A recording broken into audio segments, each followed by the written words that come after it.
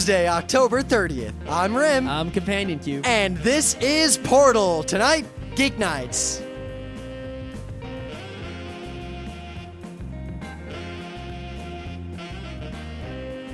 Let's do this. I beat that Phantom Hourglass on the train home today. Oh, did you? I did. I didn't get anywhere near all the stuff in the game, but you know. On a scale of 1 to 5 Minish Caps, how was it? Wait, 1 to 5 Minish Caps? Yeah. Like 1,000 Minish Caps. Well, I don't know. Wait, no. I guess Minish Caps are bad, so it would be 0 Minish Caps. You see, it was a trick question. Yeah. It's good. It's not like the best. It's not like SNES Zelda or anything like that. But, you know, it's a good game. You know, and it's like, it's sort of weird because it's unlike other Zelda games, which like Minish Cap was sort of all bad. You know, and Zelda 64 was sort of all good. This is sort of like some parts are really good. Like that Goron dungeon, that was the fucking dungeon. Goddamn.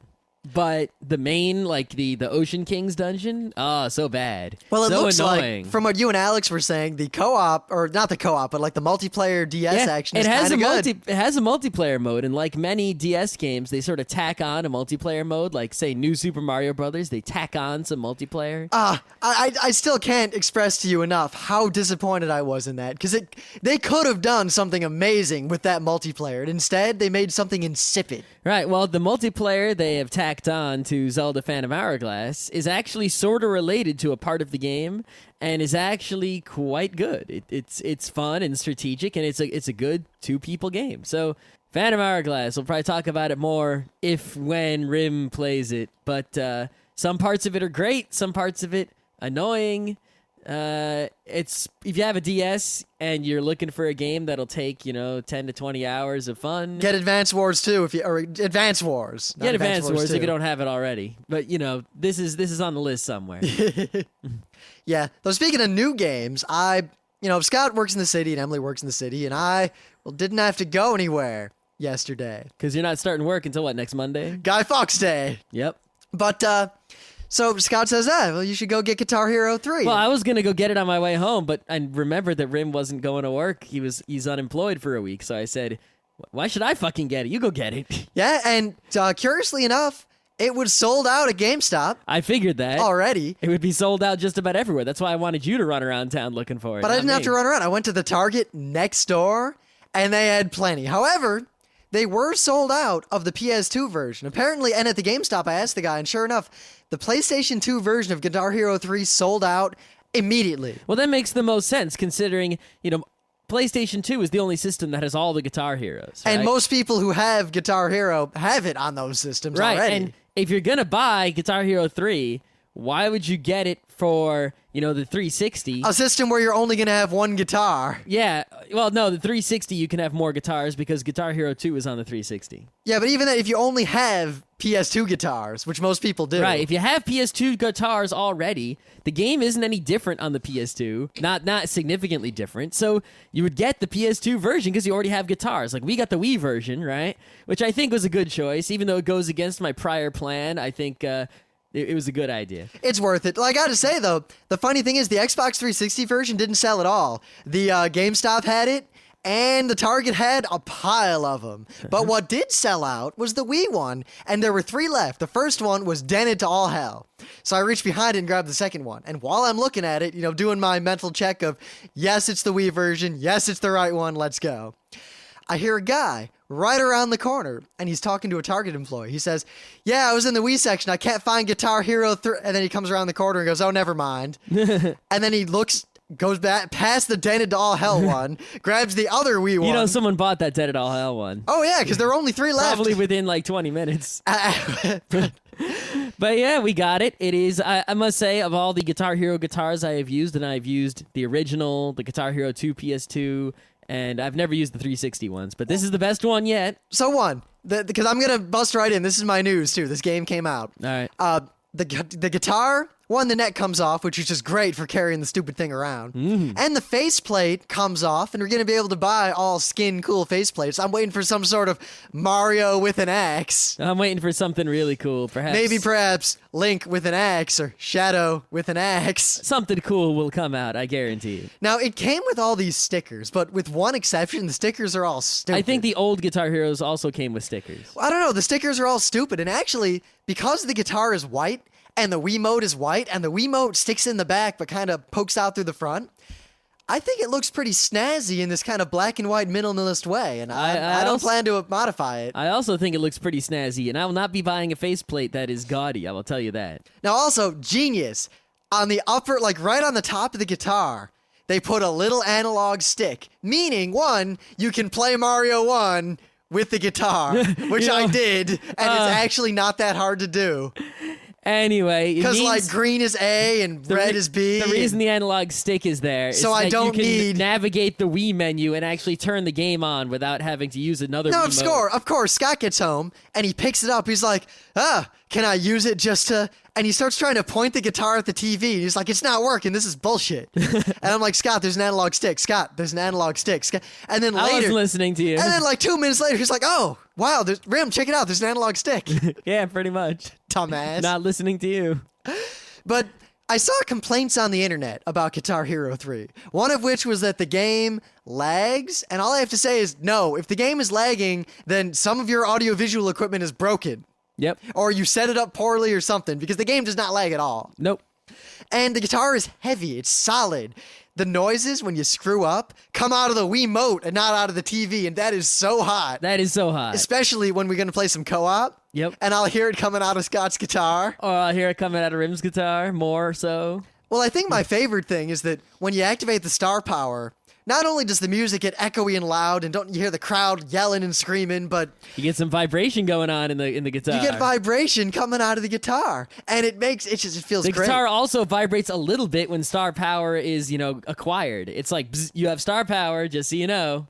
Plus, because you're using the Wiimote, which has, I guess, better accelerometers, I never activated the star power by accident. Something that happened all the time in the original Guitar Hero. And also, always activated the star power successfully on purpose. Yep, and also, like, I can hold the guitar kind of up, and it doesn't go like, oh, if you've tilted, it activates. If you just give it a good knock up or a knock down, it activates. Yeah, you just gotta, shake the accelerometers a bit to activate it. The song selection is, of course, fantastic. I don't think I need to get into that. I think that I've yet to play all the songs or unlock them all, but it does feel like so far, being, I guess, most of the way through the game, that there's a lot. I mean, it's called Legends of Rock, so I can see why.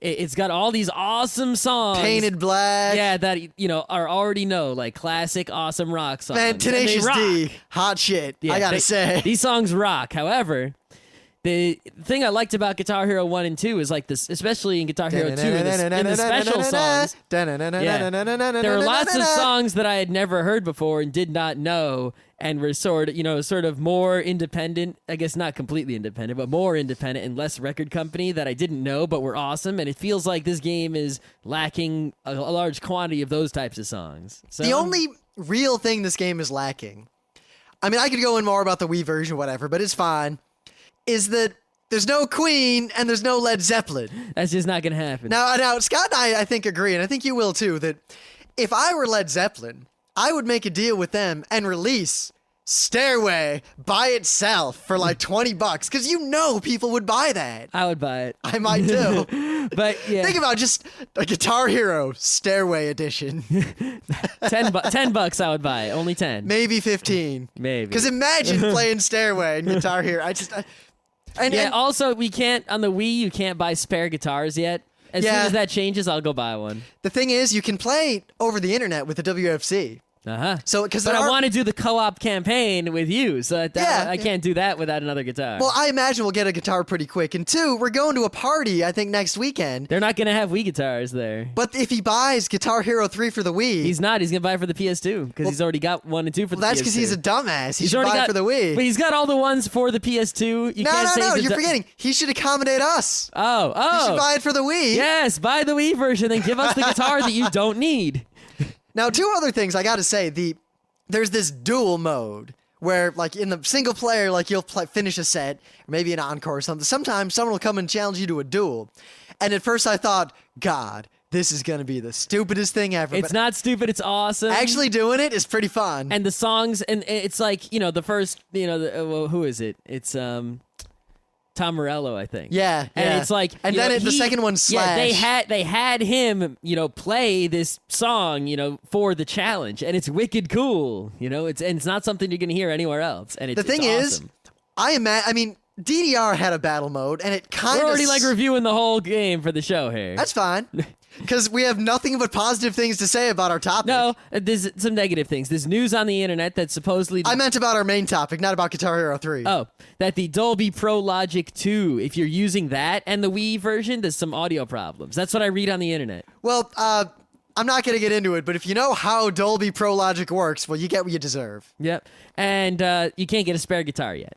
Yeah, but from what the rumor mill is that they pushed this game out and they didn't want to risk not having enough guitars or whatever. Yep. And because they knew anyone who bought the game was probably going to buy an extra guitar, and I don't think they could have made enough guitars to release the game and have enough they would. spares. It's like what would have happened was you would have gone to GameStop and they would have had a pile of game discs there and no guitars, and they would have sold only half as many games right away. Plus, as I saw, the game is selling out in a lot of places, I'd imagine. Pretty much everywhere, yeah.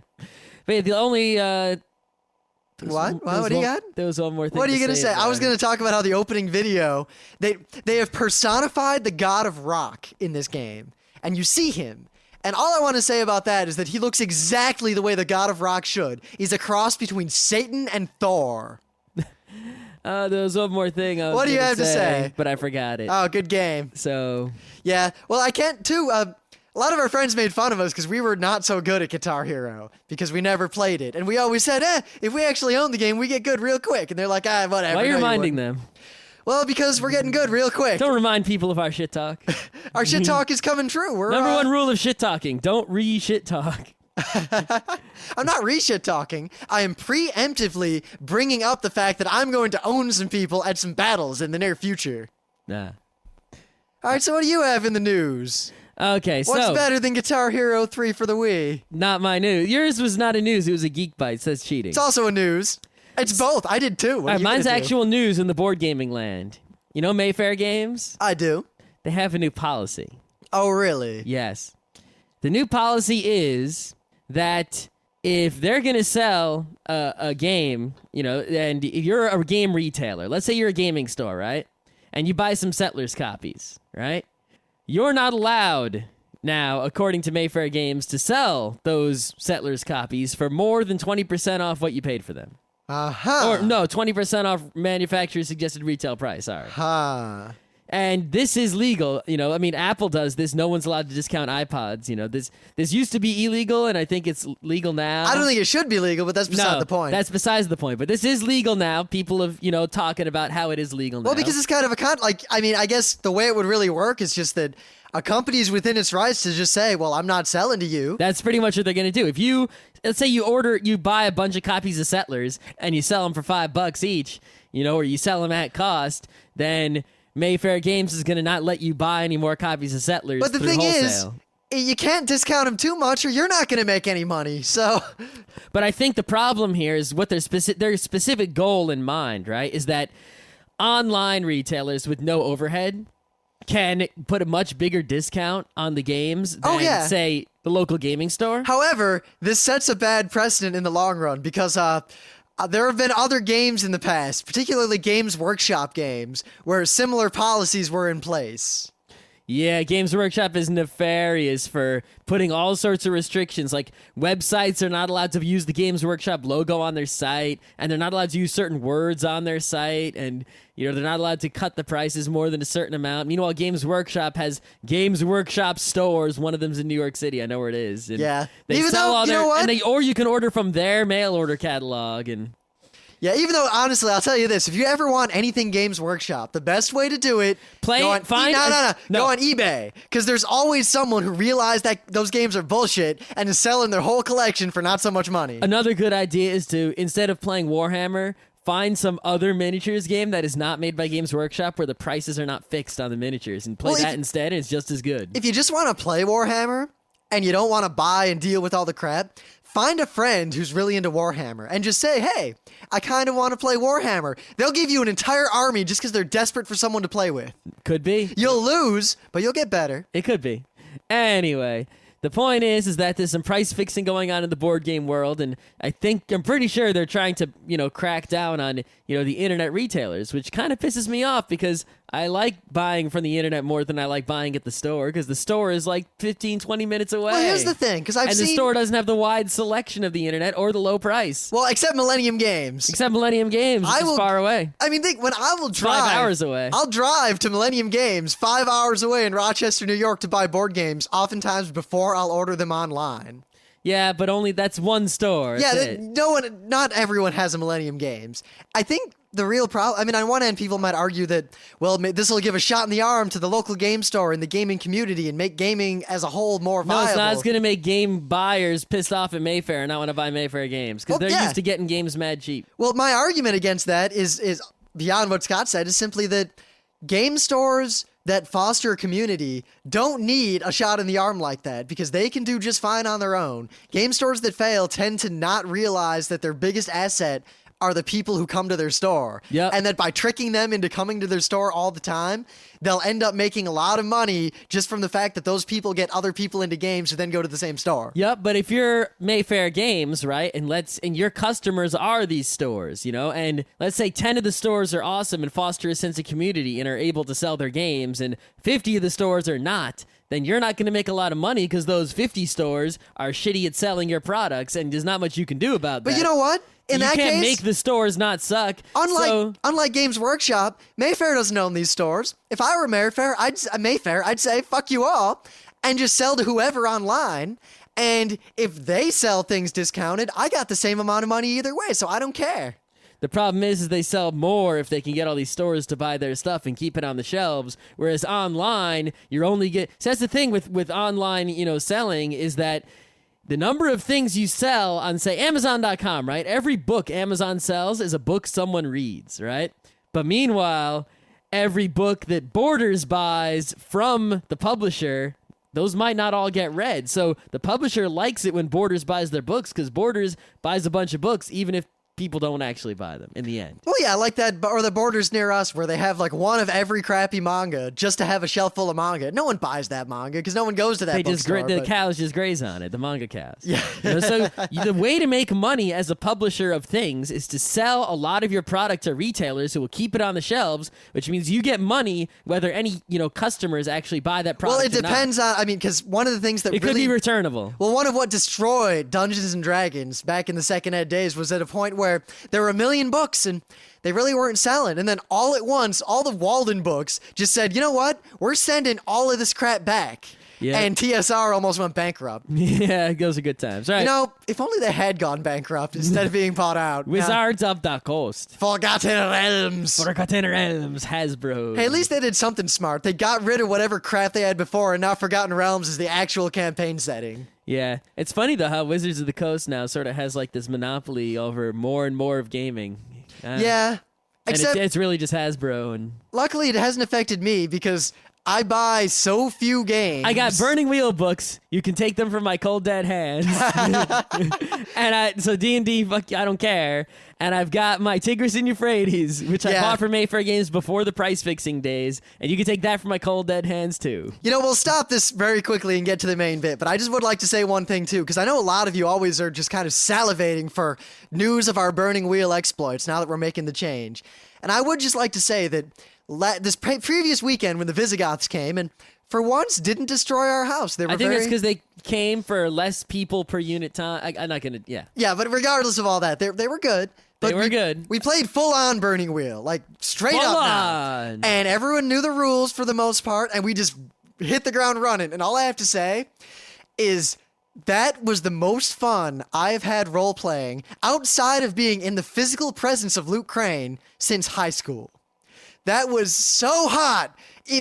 Play Burning Wheel. Go to Luke Crane's site and buy Burning Wheel. Think about it. When we played, all I got to say is this. I'll give you this anecdotal evidence. when we played D&D, I'd be like getting up and getting food and going to the bathroom and going to sleep. There was a point at which I wasn't even doing much, and I didn't want to get up to pee because I didn't want to miss what was Everything going on. that happened was awesome. I did a thing, and I do this great, awesome thing, great success all around. And then Pete tries to do something, and it fails miserably and causes horrible problems for us. But you know what? Both were equally awesome. Yeah, it was good times. So seriously, we talked about, we're switching to Burning Wheel, and yeah, D&D is not so great. You know what? I think I am done with Dungeons and Dragons forever. I can't imagine anything that would make me switch from Burning Wheel. No, I really couldn't. No, that's not gonna happen. It's such a hot system. All of you should buy it. Even if you don't play it, it's $25 for 2 books. That's it. And you know what? If nothing else, it's really fun to make characters in Burning Wheel. If you're it's so fun. I've been wanting to remake mine so bad. I might do it right after the Alex show. Scott and I sat down one day and made characters and didn't even do anything. I might with say them. it's more fun than Guitar Hero because that's what I might be doing right after this show. You know, it kind of is. But I'm actually, when D&D ended, I wasn't thinking, oh man, time to get some food. I was thinking, oh man, I want to play more Burning Wheel. Fight for what I believe in. All right.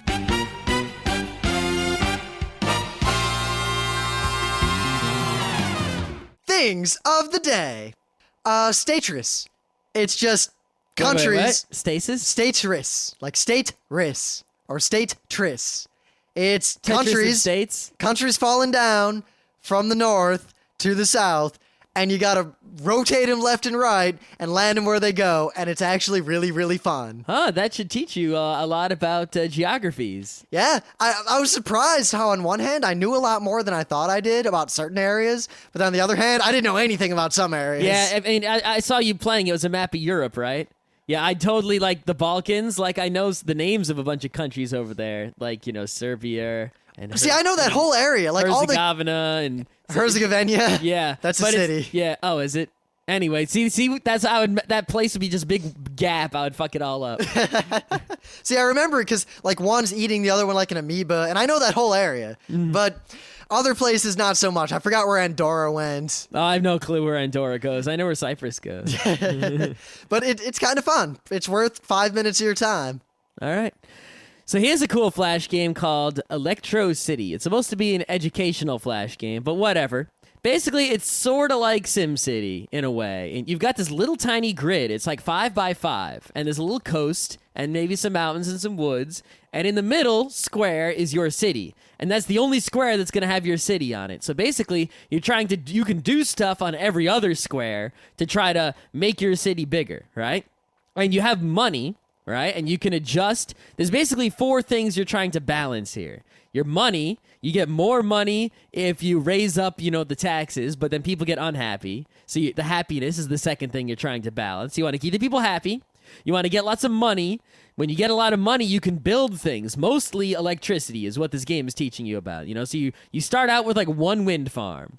And, you can build up all sorts of different electrical, supplies, coal, gas, oil, whatever. Oh, I was wrong. Sarajevo's the city. Herzegovina is not a city, but it's a tiny, tiny, tiny little part of Bosnia. Anyway, the 4th thing you're trying to manage in this game is the environment. So it's like money, happiness, power, environment, and it's a turn-based game. So you have 150 turns, and you can only do so much per turn. And you're trying to get the city in the middle to be as big and bad as you can, but also have the happiness be as happy as you can, as much money as you can, as good an environment as you can in 150 turns. And it's pretty fun. And I've gotten, like, the best score I got was A+, C, A+, because my population was low, but I managed to get lots of electricity, a great environment, lots of money, and lots of happiness, just not enough people. So I felt like if I would have pushed it any harder to get more people, building another gas plant or something, that would have ruined the other things. So. I've always kind of liked games like that where they give you it's kind of like a figure out the optimal way, and it's kind of once you beat the game, you're done with it forever, but getting there is really fun. It's also very slick and very well designed, and it's a fun experience, and it's Flash, and it's free, and it's semi-educational. I think it's supposed to be educational. Yeah. Okay, so play it. It's fun. So, speaking of games you should play, I figure we should at least devote one episode to this because I really think it was probably the greatest triumph in game development and design since Tribes 2. It is probably better than Tribes 2, all things considered. Design, in terms of innovation. wise. Yeah, I mean, Tribes 2 was a great game. Probably a better game in terms of, well, a different multiplayer, single player. Separate realms. I think in terms of like game design, as you get a book about video game design, and this game is like the game that follows every rule in the book. Tribes 2 is just a game that didn't follow most of the rules in the book. It just happened to be a game that was right up our alleys. I wouldn't consider it some greatest game ever. It's like our greatest game ever for the kind of game we want. But Portal might be maybe. I'd go one step further and say that Portal wrote a new book. And maybe it did write a new book. A new chapter in the book, perhaps. This game was just so slick. Even the zero punctuation guy was like, I have nothing bad to say about this game. You know what? I agree with him entirely. That zero punctuation guy, I watched every one of his videos because now that I discovered him, I have yet to disagree with him. I 100% agree with everything he has said in all of his videos. 100% agree. So, until further notice, if you wonder what Scott or Rim thinks about a video game and the zero punctuation guy has talked about that video game, assume we agree 100%. And don't wait for us to review it because it's like taking the crazy out of Richard Garriott. I just right. So right. I don't think I need to, but I guess very briefly, Portal is a game released by Valve. You might remember Valve from such games as Half-Life, Half-Life 2, Counter-Strike, Team Fortress 2. Yeah, so this is the third game in the orange box. In the orange box, you get, I guess the fifth game in the orange box, but yeah, you get, Half-Life 2 Episode 2, Half-Life 2 Episode 1, Half-Life 2, Team Fortress 2, and Portal. And we already talked about Team Fortress 2 enough. We're not speaking about it again. Half-Life 2, we had to wait till Rim plays all those games, even though I've played them to death. I just haven't had time. And I haven't even beaten Bioshock. Beat Bioshock first. I killed one boss. I got a key, and then I've been doing other things. I know, right? And now we got Guitar Heroes, and we got DS Action, and yeah. But damn it. Yeah, but Portal. We both beat Portal because the thing about Portal is it only takes like a couple hours to beat. And in fact, my second and third times through, I didn't beat it entirely a second or third time, but after beating it once, I can just burn through the game. Like, I can get up to the weighted companion cube in like 15 minutes, probably even less. It's like, whoosh, I can just get through. Yeah, which is great because, and I have to say, if you've played the game and beaten it, play through with the commentary, because we're not going to talk about everything they say in the commentary simply because they say it better than we would. And I didn't see all the commentary because I didn't beat it in commentary mode. I got almost to the end so far. Once they started talking about how they made the portals work and how they dealt with the physics and yeah, it's like it seemed like everyone who played the game, that was interested in it for a different reason. Like I was interested in it for like the programming reasons, like how do they program those portals, and other people were interested in like how do they render those portals, and other people were like how do they design this level to be all clever, like and. The commentary has whatever your interest is in the behind the scenes, they cover it somewhere in that commentary, and it's way cool. Way cool. Very insightful too. Yeah, if remember our whining episode, and we were like, you don't know anything about game design?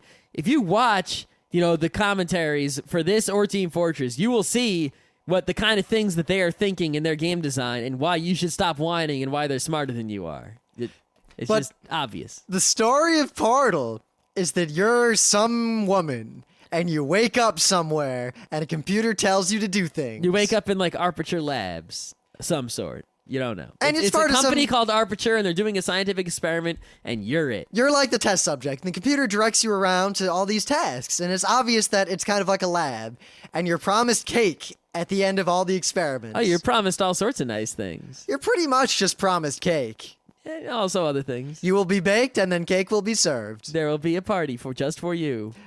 Everyone will be there. Well, except for... All right. We got to make this not be... To what movies you should see would always say a quote fest. Whenever they review a movie they like, they just kind of like, remember when blah happened? Oh, yeah. Remember when blah happened? Don't do that. Oh, yeah. And they don't actually review the movie. Yeah, that could... We could if it's a bad game, we'll just go right into it. Well, this sucked and this sucked, but...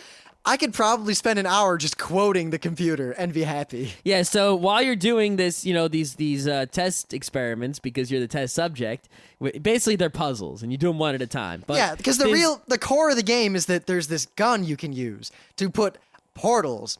2 different kinds of portals, but they're really like there's 2 different portals that are linked on any surface. Yeah, one blue and one orange at any one time. And you go in the blue, you come out the orange, you go in the orange, you come out the blue. And they're connected. You look through them, do whatever you want. So, like, say I'm in my room now. You know what? I'll link to a penny arcade that shows you exactly what the portals are. The slide? Yeah. Whee! That was so great. If you shot a portal directly above you into your ceiling and directly below you into the floor, you would fall forever through your room continuously. You could shoot one in front of you and behind you and poke yourself in the back. Yep. You could put one under your feet and then put one above your head and then drop a block into the one on the floor and it'll crush you. That's a great use. I know, right? Yeah, it's basically, this portal thing in itself is way cool. But also, they came up with all sorts of clever uses for the portal. For example, you could put one on the wall way high up and then one on the floor right in front of you. You go in the one on the floor and you pop out of the wall way high up and you start falling really fast. Then you fall back into the one on the floor again, and you already have all this acceleration because you were free falling for, however high up the portal was. Let's say it's 20 feet up in the air. You were just free falling for 20 feet. Or now you're coming out of a portal on the wall. You're going pretty fast. You're going to keep going pretty fast. Whoosh. And you can use that to get to all sorts of high up places. Yep. You have to. Or like there's a big button on the floor somewhere, like up high. And so I shoot a portal above the button, and then I shoot a portal underneath a block, and the block just falls through, then off the ceiling, onto the button, and then I continue. Yeah. And the puzzles are, and especially if you play through the commentary, the puzzles are so perfectly designed to teach you how to use this gun, and yet at the same time provide interesting, challenging environments.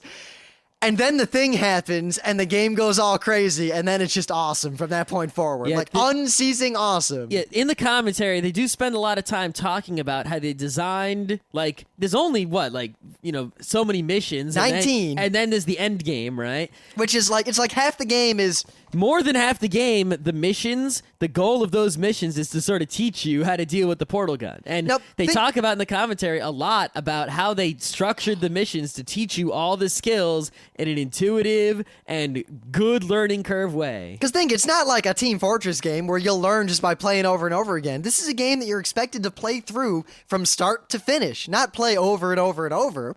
So they've got to teach you about this world they've created. They've got to teach you about all the kinds of puzzles they're going to give you, and they've got to set you up so that you'll be equipped mentally to be able to deal with the later parts of the game. Yeah, they teach you a skill, then they reinforce that skill, then they teach you another skill, then they teach you how to use that skill in combination with one you learned before, then they reinforce that, and...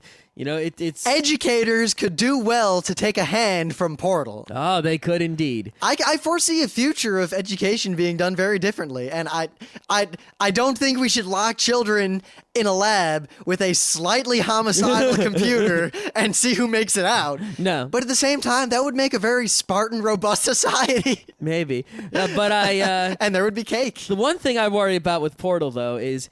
it's such a clean and the design of it and the learning curve of it. When a gamer plays it, they go, "Oh, non-gamers could play this; it'd be amazing." And I think it would, but I don't think that Portal does a good job of teaching you basic FPS skills. And I haven't tried this yet, but my theory is my mom could not play Portal because she would first need to learn, WASD, aim with the mouse, shoot with the, it's kind of like how Grandma can't use Firefox because she doesn't know how to move the mouse yet. Yeah, and Portal has a great learning curve for anyone who already has basic FPSing skills, but I am not confident that if you do not already know how to at least do the basics of a 3D FPS, walk around and shoot at things, that you will be able to do Portal right away. You'll have perhaps some trouble and take some minutes to get used to it. Sadly, I think the best way to learn those skills is just to beat Quake 2.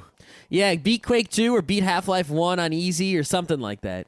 The only thing I can think of in the world that actually teaches basic FPS skills is the Half-Life 1 training mode. Do you know anything else at all? You know what? You know what did it for me? A good 14 years of playing FPS. I'm just saying, but I'm talking about just to go from never having played a 3D FPS with a mouse and keyboard to being able to walk around and shoot with confidence. Yeah, 'cause just the basics. Doom. When Doom came out and I got Doom, I sucked at it for like 6 months because I didn't know how to play FPSs. Yeah, you suck, but you were able to, how long did it take you before you understood how to walk and shoot and aim at things? Yeah, well, that didn't take long, but being confident and being good and not being afraid when I see any bad guy. Well, no, we're not talking about bad guys. I'm just talking about getting a handle on the controls so that you don't have to constantly think about, Yeah, but at the same time, I had previous video gaming experience. I mean, my parents couldn't play Portal. My parents couldn't play Quake 2. Yeah. They just wouldn't get it. So, I wish Valve would sort of redo the Half-Life 1 training mode somehow, or make something similar to sort of like take someone who's never played a mouse and keyboard PC FPS and get them up to speed to where, they would have the skills where they could beat Half-Life 1 if they started it, Of course, at the same time, there's a little bit of that. What's that theory we were talking about the other day with Alex? Mechanism design theory? Where they set up environments in such a way as to encourage a certain kind of gameplay which they desire. Yep, and it works. And I think we'll leave it at that. I think those principles could be applied to many arenas. Many, many arenas. So what really makes Portal great? I mean, aside from the fact that it's polished, it's perfect, like every puzzle is so meticulously designed. The tolerances are exact. The hints are just enough to make you figure it out, and you will figure it out, but yet to feel like it was a huge accomplishment, and it kind of was. Mm-hmm. But there's a lot more, because if it was just that, it would have been a pretty good game. I think what made this game shine beyond anything else is just the computer. Yeah, I mean, not only do you have this game with the probably the best learning curve ever, extremely polished, everything, right? That could be polished. Amazing puzzles. It's only a few hours long, but there's never a dull moment. But they added this incredible, it's not this most complex, oh my god, blow your mind plot. It's sort of a obvious, transparent kind of plot. But the way they pull it off is it's sort of, it's real for you at least while you play. And it's incredibly humorous and quotable and endearing. And and also it's so self-consistent. And I mean, we're really going to avoid spoiling anything because there are some things that could be spoiled that are fantastic. Things involving cake. Things that have probably been spoiled for you already on the rest of the internet and might be spoiled obliquely if you're intelligent. But I'll say this. Knowing or being able to guess what is going to happen will in no way detract from what actually happens. No, it will because not. I knew a lot. I knew about what it's sort of obvious. Like, if you've ever watched any sort of sci-fi anything in your life, you start this game, you immediately know everything there is to know about the basic of the plot. There's no mysteries for you. There's no surprises really. But the game it does it so subtly and so well. I mean, it starts out in the very beginning, and the computer's just very much like, this is a science experiment. We're going to do blah. Please step out of the blah and do the blah and do the blah. And immediately, if you have any, any literary knowledge whatsoever, you go, something evil is going on. I am in danger.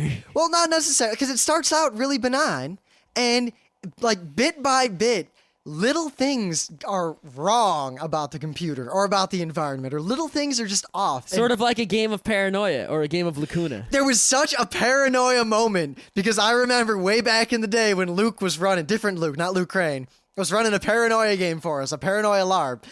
And the computer spits out the sheet with the instructions of where we're supposed to go. And to do that, he holds his hands up and he starts pushing the paper toward us, and then it stops. And I go to grab for it, and then he starts pulling it back in, and I only got half of it.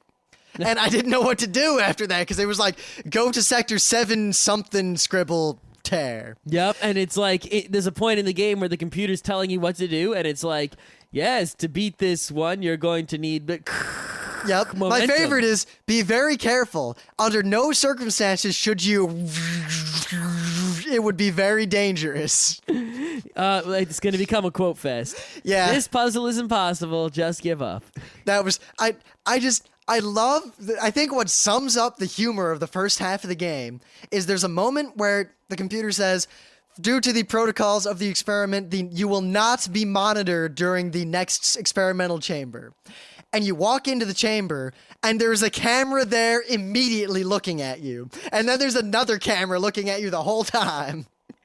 But also, I was talking about it being self-consistent. That, there's these computer things everywhere, and they have cameras watching you. But there's also, every now and then, you see kind of these glass windows way up high. And you see, like, office chairs in there. Like, obviously, scientists are going to be in there observing you. But you don't ever actually see, like, shadows or anything up there moving around. And then you, like, later in the game, I was thinking, like, I got to get up there. I got to see what's in there. And sure enough, I get in there later. I bust out of places, and I get to places I probably shouldn't be, and I find somewhat disturbing things, but also hilarious things. I think what the game really does is it provides you with this really sleek sort of, not even like it's not even like a real gritty world like Half-Life 2 is. It's sort of like being in an Atari game or like Tron or something like that. It's not a real world, it's a video game world. And then they let you slowly but surely bust out of that world and go behind the scenes where there's a real gritty world. It's like a minor Chekhov's gun. Like, they show you those rooms and you see them and you think, I'm gonna get back But there. at the same time, it really brings back that whole feeling of like when you would play a Nintendo game and you would get to like some secret room and you'd be like, oh man, I'm in the secret room behind the scenes and I'm not supposed to be here. Sort of like in Zelda 1, if you go to the top right and you walk against the wall and you go to the place where the guy gives you 100 rupees or something like that, and it gave me that same feeling, even though it was so obvious and so Chekhov's gun and so protruding. And you know what? It still worked. I got the feeling. Despite the game being pretty straightforward, it was kind of unnerving to be in those places, like to be behind the scenes in this game. And I remember at one moment where I'm in one of those rooms and I'm looking back out at the test chamber and I got a little chill for a second. Yeah. But I cannot stress enough how absolutely fucking hilarious the game is after the thing happens about a little over halfway through, like when the real game starts. Yep.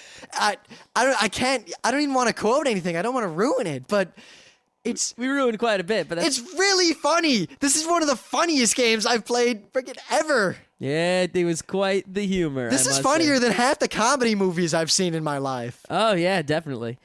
It's not Monty Python funny, don't get me wrong, but you don't know what that thing does, and neither do I. So our best bet is just to leave it alone, and I'll deal with it later. Yeah. Alone. Yeah.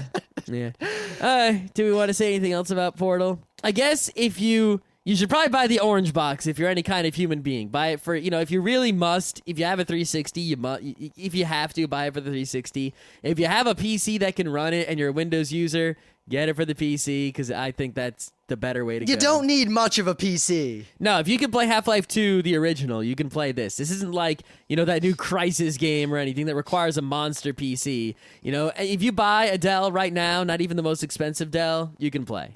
It's going to work. If, though, you really think that you, are never going to play, multiplayer FPSs or FPSs where you have to shoot bad guys, you're really against that or you really don't think that's ever going to be it for you, then I think that is really you're that kind of person, and maybe you don't have a lot of time to play a lot of games like that. There might be that person, and I'm pretty sure there is. I do think there is a case to be made for buying Portal on its own. I think, what's it, $20, something like that? I would have paid 40. It's that good. 50, 60. Well, seriously. If you're going to pay, that much money, you can get the whole orange box. Well, yeah, but what I'm saying is that much. Portal is worth a lot more than you're going to have to pay for it, even if you buy it in the least optimal way. Yeah. So, I guess if you are, you should buy it in whatever. Portal is, without question, the best gaming experience of the last year or two. Oh, hands down, sure. Without there's no argument against that. It is such an amazing game. It's $20. You can even watch the trailer for free on SteamPowered.com. Also, even if you're not good at FPSs, you can beat this game in under 5 hours. Oh yeah, easily. If you can solve if you can solve puzzles, then you can beat this game. It's a puzzle solving. If you can beat Lolo 1, then you're more than good enough to beat Portal. Plus, the game itself is, 2, 3, 4 hours, depending on how quickly you burn through it, but they also have the commentary, and they have this challenge mode. Good God. Challenge mode equals hard. Challenge mode equals I only beat like a little over half of it. Yeah, and there's challenge things like beat this room with as few portals as possible. Right, and it's the same rooms you've done already, but it's like, okay, you did this room before, right? Now do it with only like 2 portals. And it's like, oh my god. But some of the other ones are like, okay, do this level again, but we slightly modified the level. Yeah, the advanced ones are just really hard things. Yeah, I beat like 4 of those, I think, maybe 3. But yeah, they're really wicked hard. So even if you beat the game and, because the learning curve goes up and up and up and up, and it's so exact, but, it doesn't ever reach the max. Like, it doesn't go to the maximum. They could have made it keep going, They could have had 10 more levels, 20 more levels until they would have started getting things that were as hard as they could be, where you had to use all your skills in combination. But they don't, and they just added, like, 6 challenge levels that do, bring the difficulty up higher.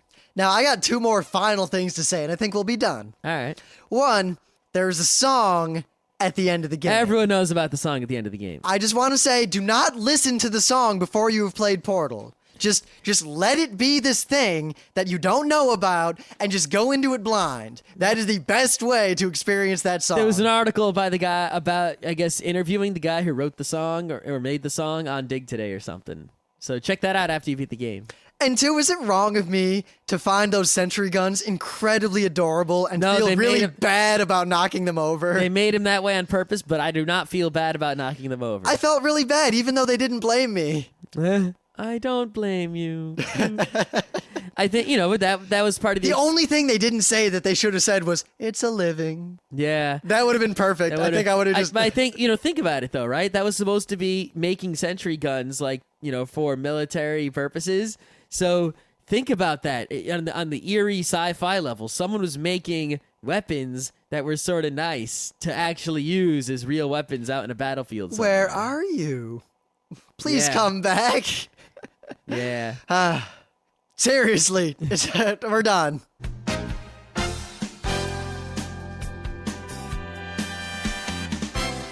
This has been Geeknights with Rim and Scott. Special thanks to DJ Pretzel for the opening music. Be sure to visit our website at www.frontrowcrew.com, where you'll find show notes, links, our awesome forum, a link to our Frapper map, and links to all the RSS feeds. We say feeds plural because Geeknights airs 4 nights a week, covering 4 different brands of geekery. Mondays are science and technology. Tuesdays, we have video games, board games, and RPGs. Wednesdays are anime, manga, comic nights. And Thursdays are the catch-alls for various rants and tomfoolery. You can send us feedback by email to geeknights@frontrowcrew.com. Or you can send audio feedback via Audio. Just click the link that says Send Me an Audio on the right side of our website. If you like what you hear, you can catch the last 100 episodes in iTunes or in your favorite podcatcher. For the complete archives, visit the website, which has everything. Geeknights is distributed under a Creative Commons Attribution Non-Commercial Share-alike 2.5 license. This means you can do whatever you want with it as long as you give us credit, don't make money, and share it in kind. Geeknights is recorded live with no studio and no audience. But unlike those other late shows, it's actually recorded at night.